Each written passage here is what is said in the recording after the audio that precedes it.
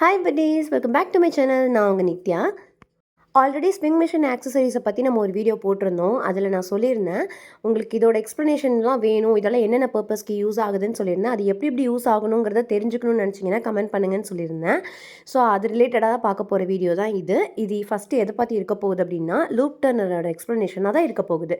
நான் ஏற்கனவே சொல்லியிருந்தேன் லூப் டர்ன் இப்படி தான் இருக்கும் அப்படின்றத. அது எப்படி யூஸ் ஆகுது இந்த வீடியோவில் இப்போ பார்க்கலாம். இந்த மாதிரி ஒரு நாட்டுக்கு நம்ம எப்பவும் வந்து ஸ்டிச் பண்ணுவோம் இல்லையா, அந்த மாதிரி ஸ்டிச் பண்ணி எடுத்துக்கோங்க.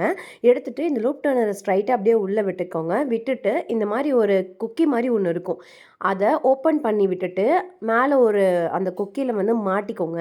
மாட்டிட்டு அதை லாக் பண்ணிட்டீங்கன்னா லாக் ஆகிக்கும். அதுக்கப்புறம் இந்த பக்கம் ஒரு ஹேண்டில் மாதிரி ஒன்று இருக்கும் ரவுண்டாக, அதை வந்து நீங்கள் கையில் மாட்டிக்கணும். இப்போ வந்து மேலேருந்து லைட்டாக பிடிச்சி இழுக்கணும். ஓகேங்களா? இந்த ஹேண்டில இந்த கையில் பிடிச்சிக்கிட்டு இந்த ஓட்டைக்குள்ளே விட்டு கையில் இழுத்து பிடிச்சிக்கணும். இந்த பக்கம் வந்து லைட்டாக மெதுவாக இழுத்தீங்க அப்படின்னா அழகாக அது வெளியில் வந்துடும். இப்போ வந்து கொஞ்சம் கொஞ்சமாக பிடிச்சி இழுங்க. இல்லைனா அங்கேயே லாக் ஆகி இது ஓப்பன் ஆகிடுச்சுன்னா உள்ளேயே சிக்கிக்கும். இந்த மாதிரி கம்பி இருக்குது பார்த்தீங்களா, இது ஓப்பன் ஆகிடுச்சுன்னா உள்ளேயே லாக் ஆயிரும். ஸோ இப்படி அழகாக திருப்பினீங்கன்னா சூப்பராக டேர்ன் அவுட் ஆயிரும். இதுதான் வந்து லூப் டர்னரோட ஒர்க்கு. ஸோ இப்படி தான் டேர்ன் ஆகும். ஸோ ரொம்ப அழகாக லூப் டர்னரோட எக்ஸ்ப்ளனேஷன் இந்த வீடியோவில் பார்த்துட்டோம். நெக்ஸ்ட் இதே மாதிரி உங்களுக்கு யூஸ்ஃபுல்லான வீடியோ வேணும்னா நம்ம பேஜை சப்ஸ்கிரைப் பண்ணி வச்சுக்கோங்க. நம்ம பேஜை மறக்காமல் ஃபாலோ பண்ணி வச்சுக்கோங்க. வேறு ஏதாவது வீடியோஸ் வேணும்னா கமெண்ட் பண்ணுங்கள். நம்ம நெக்ஸ்ட் வீடியோவில் பார்க்கலாம். Until then by from Nithya.